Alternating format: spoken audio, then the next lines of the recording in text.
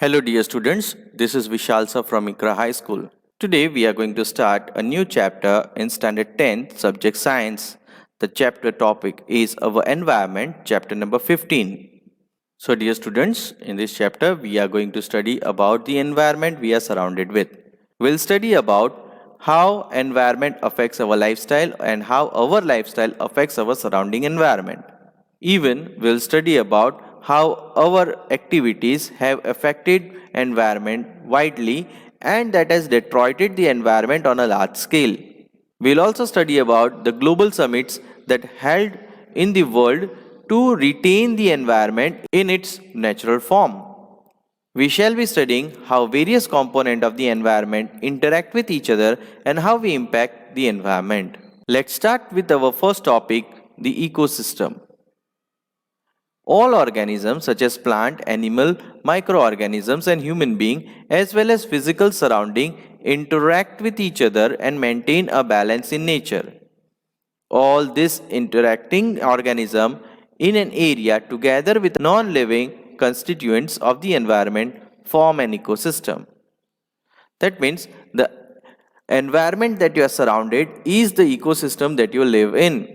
Thus, an ecosystem consists of biotic component comprising of living organism and abiotic component comprising of physical factors like temperature, rainfall, wind, soil and minerals.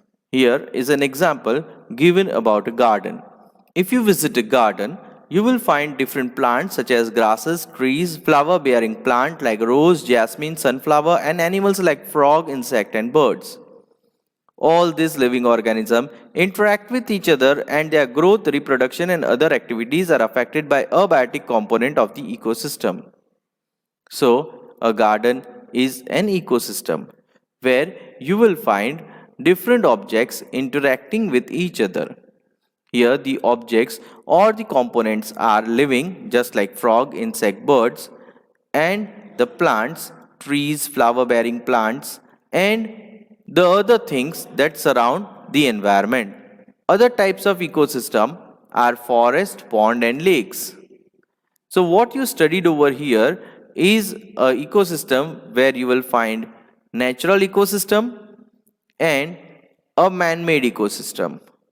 A garden is a man-made ecosystem, while the forest, pond and lake are natural ecosystem. You will also find that crop fields and even aquarium are man-made ecosystem. We have seen in earlier class that organisms can be grouped as producers, consumers and decomposers according to the manner in which they obtain their sustenance from the environment. Let us recall what we have learned through the self-sustaining ecosystem created by us above. Which organism can make organic compound like sugar and starch from inorganic substance using radiant energy of the sun in the presence of chlorophyll. All green plants and certain bacteria which can produce food by photosynthesis come under this category and are called producers. That means the green plants that prepare their own food by themselves are considered as producer. They do not need help of any other living organism. Instead, they take the help of sunlight and the air, the non-biotic component that is sunlight and air, which provides light and carbon dioxide to prepare its own food. While other organisms depend on the producer directly or indirectly. There are some organisms which consume the food produced either directly from the producers. These are herbivorous animals. Or indirectly by feeding on other consumers are called consumers. These are carnivore animal or omnivore animal. Consumer can be classified variously as herbivore, carnivore, omnivore and parasite. Now let's study a situation mentioned over here. Imagine the situation where you do not clean the aquarium and some fish and plants have died. Have you ever thought what happened when an organism dies? The microorganism comprising bacteria, fungi break down the dead remains and waste products of the organism. These organisms are the decomposers as they break down the complex inorganic substance into simple inorganic substance and go into the soil and are used up once more by the plants. In this way, all that garbages, the and dead bodies of plants and animals will decompose due to the presence of decomposers. Now, what happens if the decomposers are absent? The dead bodies of plants and animals won't decompose and it will sustain on the land as it is. So, dear students, we have understood about all the organisms that take part in replenishing the whole environment.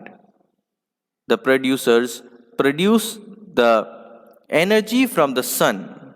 That energy is then transferred to different organisms, and that consumers when die, it transforms the energy to the soil, which it returns it to the environment itself. Now let's go through one topic, food chain. If you can see over here in the diagram, you will see that some arrows are drawn between the organisms. You can see plants that are consumed by herbivorous animal. When these herbivorous animals are consumed by carnivorous animal, the energy from the plant that has been transformed to herbivorous animal now transforms to carnivorous animal. So in this way, a flow of energy is there, but that is only in the single way, not in multiple ways. Here also you can see the grass that was consumed by a grasshopper is consumed by a frog, which becomes the food of a snake, and the snake is consumed by an vulture or an eagle. So here also you can see a simple straightforward path for the consumption or the transfer of energy from plant to the vulture. Let's read more in this part so that we can understand the food chain nicely. In activity 15.4, we have formed a series of organisms feeding on one another. These series of organisms taking part at various biotic level form a food chain. So this is what we call food chain. Each step or level of food chain forms a trophic level. The autotrophs, that means the plant or the producers, are at the first trophic level. They are at the first level. In A, B, and C, you can see that all the initial stages begins with the plants. The plants form the first step of every food chain. They fix up the solar energy and make it available for heterotrophs and the consumers. The herbivores or the primary consumer come at the second, small carnivore or the secondary consumer at the third, and the large carnivore or the tertiary consumer form the fourth trophic level. Thus, the food we eat act as a fuel that provide us energy to do work. This interacts among various components of the environment and it involves flow of energy from one component of the system to another. That means the flow of sunlight, that is sun's energy that was transformed into plant is now transformed at the last stage in the carnivores. As we have studied, the autotrophs capture the energy present in the sunlight and convert it into chemical energy. This energy supports all the activities of the living world. From autotrophs, the energy go to heterotrophs and the last stage, the decomposers. So there are certain conclusions that when we study about this flow, we can understand. We come to know the first thing that the green plants in a terrestrial ecosystem capture about 1% of the energy of the sunlight that falls on the leaves and convert it into food energy. When these green plants are eaten by primary consumer, a great deal of energy is lost as heat to the environment. Some amount goes into digestion and in doing work, and the rest goes towards the growth and reproduction. So it has been calculated that an average of 10% of the food eaten is turned into its own body and made available for the next level of the consumer. That means out of 100% the food that is eaten by a primary consumer, only 10% builds its body. Therefore, 10% can be taken as the average value of the amount of the organic matter that is present at each step and reaches the next level of consumer. Since so little energy is available for the next level of consumer, the food chain generally consists of only 3 or 4 steps.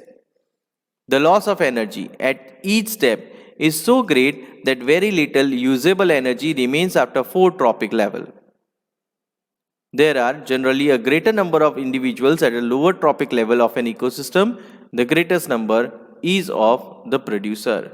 So here in the triangular flow chart, you can see the producer rests at the base and they are as the maximum number to provide energy to the other consumers and the decomposers. The length and complexity of food chain vary greatly. Each organism is generally eaten by 2 or more other kind of organisms, which in turn are eaten by several other organisms. So instead of a straight line, a series of branching can be shown, which we can call a food web.